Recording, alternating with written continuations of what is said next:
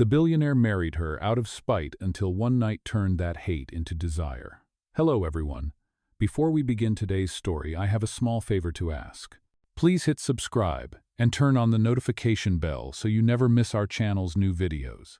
It's quick, free, and the best way to support us in bringing you more dramatic stories. Your support means the world to us. Where are you watching from? Drop your city or country in the comments below. Thank you very much. Now, let's get back to our main character. The guests held their breath as the billionaire groom slipped the ring onto her trembling hand. Cameras flashed. Champagne glasses clinked. To the world, it looked like the perfect wedding, a fairy tale ending between the powerful Ethan Ward and the quiet designer, Ava Collins. But behind the smiles and glittering chandeliers, there was only bitterness. He didn't marry her for love, he married her to hurt her. The scent of white roses filled the air, almost suffocating. Ava stood frozen, her heart pounding against the silk of her dress. She could still hear his voice from the night before, cold, sharp, unforgettable. You ruined my family's name, so now you'll wear mine. The priest's words blurred. When the applause erupted, she flinched instead of smiling. Ethan's hand rested lightly at her back, the perfect husband's gesture for the cameras. His grip tightened just enough to remind her who was in control. Outside, rain began to fall over Manhattan, streaking the limousine windows like tears. Neither of them spoke on the drive to the mansion. Only the low hum of the engine and the echo of their own regrets filled the space between them. Ava stared out the window, her reflection barely recognizable. The woman in lace and diamonds didn't look like her anymore. When the car stopped in front of the Ward estate, Ethan finally broke the silence. From this moment, you'll play your part. Smile when they look, speak when you're spoken to, and never forget why you're here. His voice was smooth as glass, but sharp underneath. She nodded, her throat too tight for words. Inside the grand hall, staff lined up to greet the new Mrs. Ward, but she could feel their curiosity, some pity, some disdain. The marble floor seemed to stretch forever until they reached the staircase. Your room's upstairs, the east wing. I'll have the papers delivered in the morning, he said. Papers? She asked quietly. The marriage contract? He replied without looking at her. You'll sign your boundaries, what's yours, what's mine? She wanted to scream, but pride kept her still. Understood. He turned, his eyes a storm. Good. Keep it that way. When his footsteps faded, Ava let out the breath she'd been holding. The silence of the mansion pressed against her ears. Somewhere deep inside, she wondered how she'd ended up here, married to the man who despised her, bound by a deal that felt more like a sentence than a vow. But she had no choice.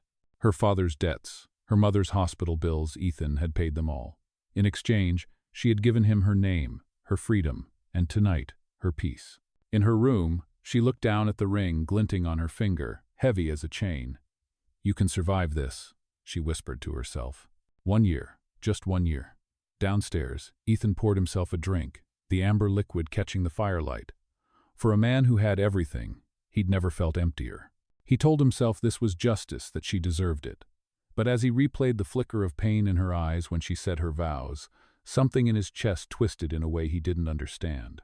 Outside, thunder rolled, echoing through the marble halls.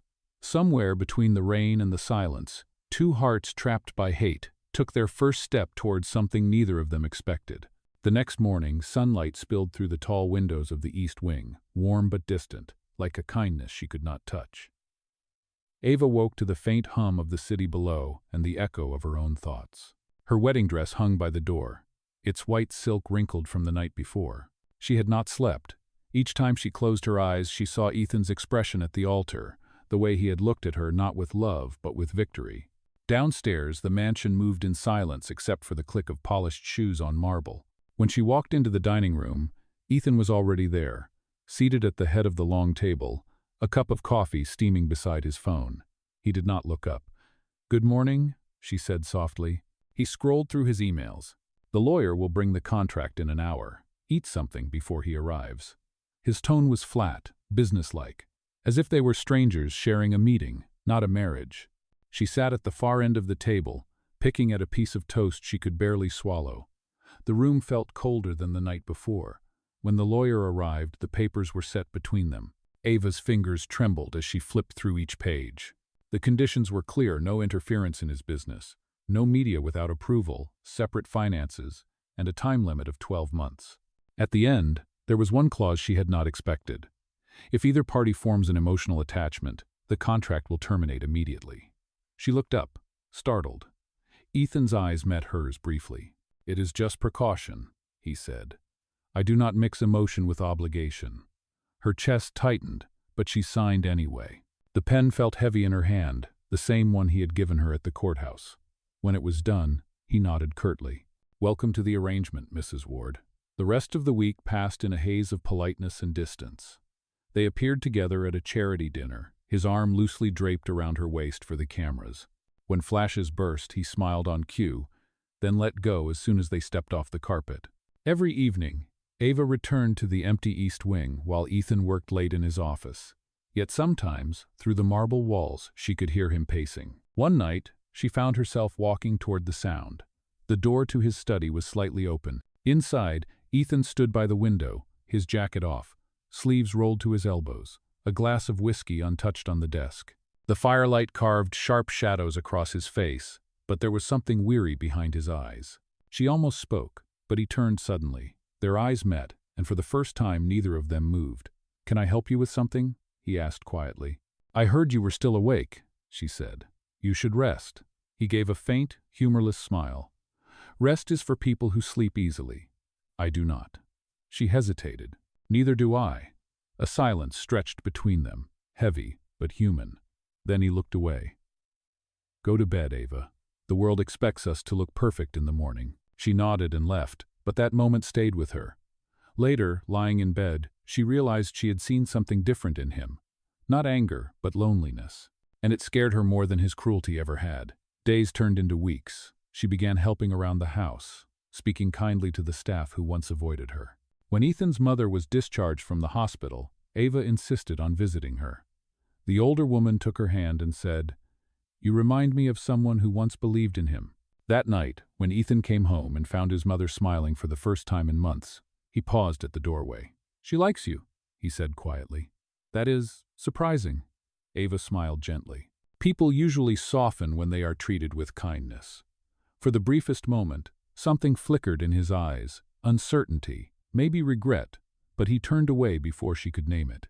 As the rain began to fall again outside the tall windows, Ava realized that maybe the real storm was not between them, but inside them both. Autumn came early that year, painting the city in gold and rust. The Ward mansion, usually so quiet, began to hum again with preparations for the annual charity gala, a tradition that had belonged to Ethan's late father. It was supposed to symbolize generosity, but for Ethan, it was just another stage for appearances. Ava spent her mornings reviewing guest lists and floral designs, her presence graceful but restrained. Every time their eyes met over the breakfast table, she sensed a hesitation in him, like he wanted to say something but swallowed it back. One evening, while she arranged place cards in the ballroom, she overheard two decorators whispering near the entrance. "She seems sweet," one said, "but everyone knows he only married her out of revenge." Ava froze, the silver pen shaking slightly in her hand. The words were not new, but hearing them aloud still cut deep. When she turned, she found Ethan standing in the doorway, his expression unreadable. "You should not listen to gossip," he said calmly, stepping closer. "They were not wrong," she replied, her voice quiet but steady. His jaw tightened, but he did not argue. "You can hate me if that makes it easier," he said finally. "But remember, you agreed to this." "I did," she answered, meeting his gaze. "And maybe that is what hurts the most." She walked past him, leaving the faint scent of jasmine in her wake, and for a brief second, he closed his eyes as if her words had hit harder than he expected. The night of the gala arrived with cameras, laughter, and a sea of expensive perfume. Ava wore a silver gown that shimmered under the chandeliers, her poise drawing glances from every corner. Beside her, Ethan looked every bit the charming billionaire, his hand resting lightly on her back. To the world, they were perfect. But behind the smiles, tension lingered like static. When a reporter approached, her voice cut through the music. "Mr. Ward, many admire how quickly you moved on after your father's passing. Would you say your wife helped you heal?" The question was a knife disguised as curiosity. Ava's breath caught. Ethan's eyes flicked toward her, then back to the reporter. "My wife," he said slowly, "has brought peace where there used to be anger." The words surprised even him. Ava blinked, unsure if she had heard correctly. Before she could respond, the crowd erupted into applause, taking his answer as romance. He gave her a look part challenge, part apology, and led her to the dance floor. The orchestra began to play a slow waltz. "You did not have to say that," she whispered, as they turned beneath the lights. "Maybe I meant it," he murmured back, his hand firm at her waist. For the first time since their wedding, his touch did not feel like possession. It felt like something searching. When the song ended, a storm of flashbulbs followed. But the only thing Ava remembered was the warmth of his hand before he let go. Later that night, back at the mansion, thunder rumbled outside, echoing the unease inside them both. Ava stood by her window, the city lights blurred by rain. She thought about the man she had married, the one who carried pain like armor, and wondered what had cracked it tonight. Down the hall, Ethan sat in his study, staring at the same storm. He remembered the way she had looked under the chandelier. Not like someone pretending, but like someone finally free of fear. For the first time, he asked himself whether revenge had ever healed anything at all. When the clock struck midnight, Ava stepped quietly into the hall. Their doors faced each other across the corridor, light spilling from both rooms. For a long moment, neither moved. Then Ethan said softly, "Ava." She turned, her heartbeat loud in her ears. He looked at her the way he never had before, without anger, without defense, only something uncertain and real. "You do not have to be afraid of me," he said. "I am not," she replied, her voice trembling. "I just do not know who you are anymore." His lips curved faintly. "Neither do I." Outside, lightning flashed across the sky, and for the first time since their wedding, the silence between them did not feel cold. It felt like the beginning of something they could not yet name. The next morning, the storm had passed, but the silence in the mansion remained. Sunlight poured through the tall windows, cutting across the marble floors like broken glass. Ava sat at the kitchen counter, hands wrapped around a mug of coffee she could barely taste. She kept replaying his words from the night before, soft, unfamiliar, almost gentle. She wondered if she had imagined it. Ethan entered quietly, dressed for work, his expression neutral yet not as distant as usual. "Good morning," he said. The simple greeting felt strange between them, fragile but sincere. "Good morning," she replied, her voice cautious. He hesitated, as if weighing his next words. "Mother said she wants to see you again. She liked your visit." Ava smiled faintly. "She has a kind heart." He nodded. "She trusts people too easily. I used to think that was a weakness. Now I am not so sure." For a moment, they shared something like understanding before he turned away. "I will be late tonight," he added. "Board meeting." "I will leave dinner in the oven," she said, surprising herself. He paused, looked back, and for the first time, there was a trace of warmth in his eyes. "Thank you, Ava." When the door closed behind him, she let out a slow breath she did not realize she had been holding. That evening, the house felt emptier than usual. The grandfather clock ticked steadily, and rain began again, tapping against the windows. She wandered through the gallery hallway, stopping in front of an old portrait Ethan's father, stern and proud. Under the frame, a small brass plaque read, "Power means nothing without honor." Ava touched the words gently, wondering if Ethan ever truly saw them. Hours later, the sound of a car engine pulled her back. Ethan stepped inside, soaked from the rain, exhaustion written across his face. "You should have called," she said softly. "Dinner is cold." "So am I," he muttered, pulling off his jacket. She hesitated, then handed him a towel. "Sit," she said. "I will reheat it." He blinked, as if unsure how to respond. "You do not have to." "I know," she said, "but I want to." When she returned with warm plates, the air between them had shifted. They ate in silence at first, but it was not the kind that hurt anymore. "You are quiet," she said after a while. "Is everything all right?" He sighed, leaning back. "Business. Numbers. People pretending to care. It is exhausting." "Then stop pretending," she said. "You do not have to play their game all the time." He looked at her, genuinely surprised. "And what would happen if I stopped?" "Maybe you would start living instead of defending." Her words hung in the air. He studied her, and she could feel the weight of his gaze. "You are not afraid to challenge me," he said quietly. "Someone has to," she replied. That drew the faintest smile from him. Later, as he carried his glass to the sink, his hand brushed hers. Neither moved for a long moment. The air felt charged like the second before thunder. "Ava," he began, but she shook her head gently. "Do not say anything you will regret." He stepped closer, voice low. "For the first time, I might not regret it." Her heart pounded, but she stayed still, eyes locked on his. Then, almost cautiously, he reached out and tucked a strand of hair behind her ear. The touch was tender, unexpected. She felt her breath hitch. "You should get some rest," he said finally, breaking the moment, his voice rough. "You too," she whispered. When he turned to leave, she noticed something on the counter, the silver pen he always carried, engraved with his initials. She picked it up, tracing the cold metal with her fingers.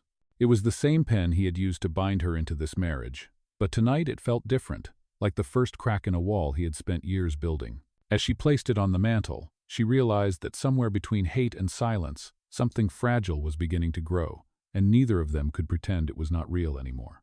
The following days carried a quiet tension that neither of them dared to name. The rain had stopped, but the air in the mansion still felt heavy, as if holding its breath for something inevitable. Ethan began coming home earlier, claiming exhaustion from work, but Ava knew better. He lingered at the dinner table now, asking about her day, listening without interruption. Sometimes their conversations slipped into laughter, small and unsure, but real. One evening, while she was arranging fresh flowers in the foyer, Ethan walked in holding a small box. "For you," he said simply.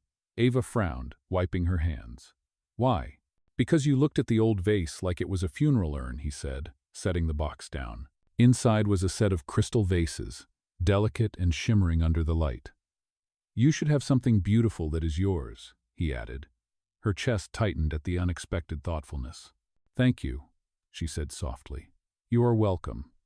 For the rest of the night, she could not stop glancing at the flowers glowing inside the new vase.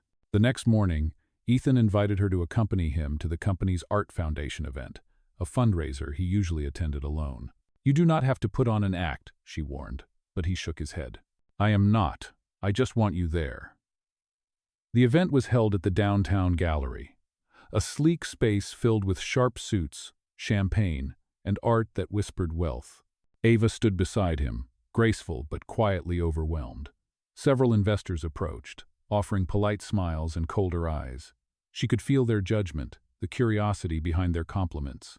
During one conversation, a woman with diamond earrings leaned close to Ethan and said with a sugary tone, "She is lovely, Ethan. I was not sure you would go through with it after the scandal. You always did have a taste for charity cases." The words struck like glass shattering. Before Ava could retreat, Ethan's voice cut through the noise, calm but edged. "Watch your words, Victoria," he said evenly. "My wife deserves respect, something you might consider learning." The woman paled and muttered an apology before slipping away. Ava stood frozen, stunned by his defense. When the evening ended, they walked out together into the cool night air. "You did not have to do that," she said. "I wanted to," he replied. "You are my wife, Ava. No one gets to humiliate you." She looked at him, really looked at him, and for the first time she saw no anger in his face, only conviction. "You sound like you mean that," she said quietly. "I do." They drove home in silence, but it was the kind that hummed with something alive. Later, in the privacy of the mansion, he poured 2 glasses of wine and handed one to her. "To survival," he said with a wry smile. She raised her glass. "To unexpected decency." Their laughter softened the space between them. As the night deepened, Ethan told her stories about his father, about growing up with expectations heavier than love. "He believed weakness was a disease," he said. "So I learned to hide anything that looked like it." "Including your heart," she murmured. He looked at her, and for a moment the room fell utterly still. "Maybe," he said, "but lately I am beginning to forget where I hid it." Her breath caught, and she had no answer. When he finally stood, he brushed his fingers lightly against hers, a silent goodnight. Ava watched him leave, her pulse still unsteady. She turned to the mantel where the silver pen rested and noticed a faint new engraving along the edge. Under the initials EW, a second set of letters had been added, AC. She traced them with her thumb, her eyes stinging. Somewhere in the quiet of that house, hate had turned into something dangerously close to tenderness, and neither of them could pretend it was only a contract anymore. The next few weeks passed in a blur of quiet gestures and unspoken warmth. Ethan and Ava found themselves falling into a rhythm that neither had planned but neither wanted to break. Breakfasts that once felt like court hearings turned into conversations that stretched long after the coffee grew cold. He began leaving her notes before meetings, small sentences written in neat handwriting. Back by 6, do not forget lunch. Or sometimes, the lilies looked better in your vase than in the garden. She started smiling again without realizing it. One afternoon, she found him in the study, jacket off, sleeves rolled, frustration etched across his face as he reviewed a stack of reports. You look like you are losing a war, she teased lightly. He sighed, rubbing his temples. It feels like one. The board is divided, and our CFO keeps delaying the audit results. Something is off. Ava frowned. Can I help? He gave her a faint smile. Unless you are secretly an accountant, I doubt it. I can listen, she offered. Sometimes that helps. He studied her for a moment before nodding. Maybe it does. They spent the evening talking, her soft voice grounding him more than she realized. By the time he looked up, the tension in his shoulders had eased. You have a strange way of calming chaos, he said quietly. Maybe you just needed someone to care, she replied. Their eyes met, and the silence that followed was charged with something fragile and real. Later that night, a storm rolled in again. Thunder shook the windows, and the mansion lights flickered. Ava was reading in bed when the power went out completely. She grabbed a candle and stepped into the hall. A flash of lightning revealed Ethan at the end of the corridor, holding another candle, his face half lit, half shadowed. Power is gone, she said softly. I noticed, he answered, walking closer. You should not walk around in the dark. You should not either, she said, smiling faintly. They ended up in the library, the only room with a fireplace. He lit it while she sat near the rug, the candlelight dancing over her features. This feels strange, she murmured. The silence? No, she said, looking at him. Feeling safe. He paused, the match burning down to his fingers before he dropped it. You should have always felt safe here, he said. That was supposed to be my job. Then why did you make me your punishment instead? She asked softly. His expression faltered. Because I did not know how to grieve, he admitted. I blamed you for a wound you did not cause. The words hung heavy between them, yet they did not hurt. They healed. Ava reached out, touching his hand lightly. And now? She asked. He looked at her hand on his, then up at her eyes. Now I am trying to be the man I should have been. The fire crackled, and for a long moment, the only sound was the storm outside. Ethan brushed his thumb over her fingers, hesitant, reverent. Ava, he whispered, I do not deserve forgiveness, but I want to earn it. Her eyes shimmered. Then stop asking for it and start believing you can. He drew a slow breath, and something inside him broke open the weight he had carried for years, loosening at last. When she leaned closer, the world seemed to fall away, leaving only the warmth of the fire and the sound of their hearts. He did not kiss her then, but he wanted to. Instead, he rested his forehead against hers, a quiet promise without words. We should sleep, she murmured, though neither moved. Tomorrow, he said softly, let us stop pretending we are strangers. The next morning when the power returned, the mansion felt lighter. The silver pen still rested on the mantel, the faint engraving glinting in the new sunlight. Hate had long since vanished. In its place was something far more dangerous and far more beautiful: trust. For a while it seemed as though the bitterness that had once poisoned their marriage had finally lifted. Ethan had stopped counting the days left on the contract, and Ava no longer looked at the calendar with dread. They had fallen into something that felt dangerously close to peace. But peace never lasts long in a house built on secrets.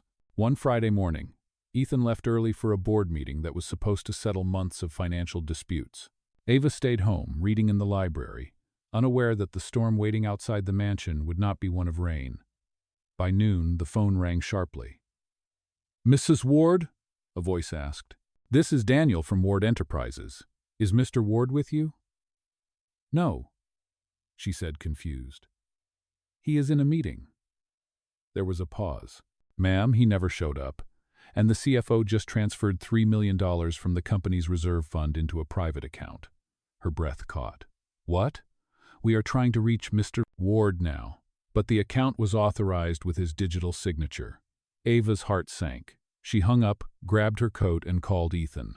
The line went straight to voicemail. Hours later, he walked into the mansion, face pale and jaw tight. Where were you? She demanded.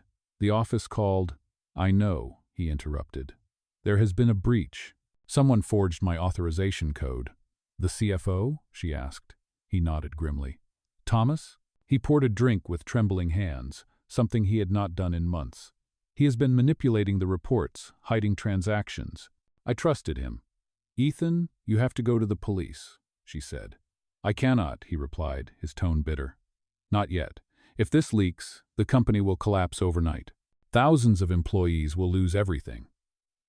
Then what are you going to do? Find proof, he said. But Thomas knows how to cover his tracks. Ava hesitated, then said, Let me help. He looked up sharply. You have already helped more than enough. That is not what I meant. Remember when you said the audit files were delayed? Maybe he left something in the archives. I can check. For a moment, Ethan's mask cracked, replaced by something almost like fear. It could be dangerous. So was marrying you, she said softly. But I survived that. That night, after Ethan fell asleep in his office chair, Ava went through the study files. She combed through receipts, letters, and statements until one document caught her eye, a transfer record with both Ethan's and Thomas's signatures, dated 2 weeks before Ethan's father died. It was not a normal transaction, it was a payoff. The next morning, she confronted him. Ethan, this was not the first time he did it. Your father's death, this document ties Thomas to it. His expression turned to stone. That cannot be. Look, she said, pushing the paper toward him. Your father was about to expose him. This was hush money. Ethan's breath came unevenly. He killed my father, he whispered. The realization hit like a hammer. For years, Ethan had carried guilt, believing his father's heart attack was caused by their argument. Now the truth shattered that story. I have to end this, he said, grabbing his coat. No, she insisted. You cannot face him alone. He has destroyed enough of my life. I will not let him take what is left. She followed him out into the rain, but he was already in the car before she could stop him. As the engine roared away, Ava stood frozen on the steps, fear tightening her chest. In her hand, she still held the silver pen, the one engraved with both their initials. It was his promise of change, his symbol of trust, and now it might be the last piece of him she would ever hold. Lightning tore through the sky as she whispered, Please, Ethan, come back to me. Somewhere down the dark road, revenge was waiting again, and this time it might not let either of them survive. Ethan drove through the city with rain hammering against the windshield, each drop striking like the weight of the truth he had just learned. His father had not died from anger or disappointment. He had been betrayed by someone Ethan trusted, someone who had stood beside him for years. The thought burned through him like fire, and the only thing louder than the storm outside was the sound of his heartbeat. When he arrived at the Ward Enterprises building, the security lights flickered over the marble lobby. Thomas was already there, waiting in Ethan's office, calm and collected as if he had been expecting him. Ethan, he said, his voice smooth, I was wondering when you would figure it out. Ethan's hands clenched at his sides. You forged my signature, you stole from the company, and you paid off my father before he died. You killed him. Thomas laughed softly. Killed is such a dramatic word. He was old, his heart was weak, and you were too busy playing the perfect son to see how tired he was. I just gave him a little push. Ethan stepped forward, fury rising. You destroyed everything he built. No, Thomas said coldly. I saved what he could not handle. You were never ready for power, Ethan. You still are not. Ethan's voice trembled with rage. You are going to prison for this. You think anyone will believe you? Thomas sneered. The board has my reports, my signatures, my witnesses. All they will see is a desperate son trying to rewrite the past. Ethan reached into his coat pocket and pulled out a flash drive. I have copies of every transaction, every message you thought was deleted, and when the police hear your confession, this will end. Thomas froze, eyes narrowing. You recorded me? You just confessed, Thomas, Ethan said. I do not need to record what you gave me freely. Thomas's composure cracked. He lunged forward, grabbing Ethan by the collar. The struggle knocked over a glass table, shards scattering across the floor. Ethan shoved him back, breathing hard. It is over, he said. But Thomas reached into his drawer, pulling out a small revolver, the same one that had belonged to Ethan's father. No, Ethan, he hissed. It ends when I say it does. At that moment, the office door burst open. Stop! Ava's voice filled the room. She stood in the doorway, soaked from the rain, her hair clinging to her face. Thomas, Please, do not do this." He laughed darkly. "You should have stayed out of it, Mrs. Ward." He turned the gun toward Ethan. "You ruined everything for me." Before he could pull the trigger, Ava grabbed the silver pen from her pocket and hurled it at his hand. The gun fired, the sound deafening. Ethan tackled Thomas, the gun skidding across the floor. Security guards rushed in seconds later, pulling Thomas away as he shouted curses. Ethan turned to Ava, panic flooding his face. "Ava, are you hurt?" She shook her head, trembling. "You are bleeding," she whispered. He looked down. A thin cut ran across his arm, nothing more. Relief washed over him. "It is nothing," he said. "You saved my life." She stepped closer, voice breaking. "I thought I lost you." Ethan took her hand, his voice low but steady. "You will never lose me again." Police sirens wailed outside as Thomas was escorted away in handcuffs. The flash drive with the evidence was secured, and for the first time in years, Ethan felt free not just from the lies, but from the anger that had ruled his life. Hours later, when the chaos had settled, he and Ava stood in the quiet office, rain still streaking the windows. She reached into his pocket and pulled out the silver pen, now stained with blood. "You still have this," she said softly. He smiled faintly. "It seems I never stopped holding on to us." She placed it back into his hand, curling his fingers around it. "Then maybe it is time to start over." Ethan looked at her, his voice almost a whisper. "Not as a deal, not as revenge, but as something real." "Then prove it," she said. And when he kissed her, it was not out of anger or guilt, but out of gratitude for her courage, her forgiveness, and for the chance to finally begin again. 6 months later, spring returned to New York, and with it came the quiet sound of renewal. The Ward Enterprises scandal had faded from the headlines. Thomas was serving his sentence, and for the first time in years, Ethan could walk into his office without feeling the weight of his father's ghost on his shoulders. But more than the company had changed, Ethan had. The man who once built walls out of pride had learned what it meant to build bridges instead. That morning, he stood in front of the new art gallery that bore a simple brass plaque near the door. It read, "The Carter Ward Foundation, a place for second chances." Inside, the scent of fresh paint and flowers filled the air. The first exhibit, curated by Ava, was dedicated to artists who had risen from struggle. She called it the art of healing. When she saw Ethan walk in, her face lit up with the same quiet grace that had once disarmed him completely. "You are late," she teased, straightening one of the framed sketches. "Traffic," he said with a smile. "Or maybe I was nervous. It feels strange, seeing my name next to yours on that sign outside." She turned, eyes warm. "It does not have to feel strange. It is exactly where it belongs." He laughed softly. "You always know what to say." "I learned from you," she said. "Except now, you listen." They shared a smile before walking through the gallery together. The walls were lined with stories, each painting a small testament to resilience. In the center hung one special piece, a photograph from the charity gala months ago, when he had defended her before the world. Under it, a short inscription read, "When strength chooses kindness, love begins." Ethan stopped in front of it, emotion thick in his throat. "You kept this," he murmured. Ava nodded. "Because that was the moment I knew you were not pretending anymore." He reached into his jacket and pulled out the silver pen, the same one that had once sealed their contract, stained by conflict and redemption alike. "I was going to wait until tonight," he said quietly, "but I think now is right." He clicked the pen open and handed it to her. "This time I want to sign something different." She frowned playfully. "Another deal?" He smiled. "No, a promise." He took a folded piece of paper from his pocket, unfolded it, and began to read. "I, Ethan Ward, promise to stop measuring love in terms of control or victory. I promise to protect what I almost destroyed, to choose trust over pride, and to never forget the woman who taught me what forgiveness really means." Ava blinked back tears, speechless. He handed her the pen. "Will you sign it with me?"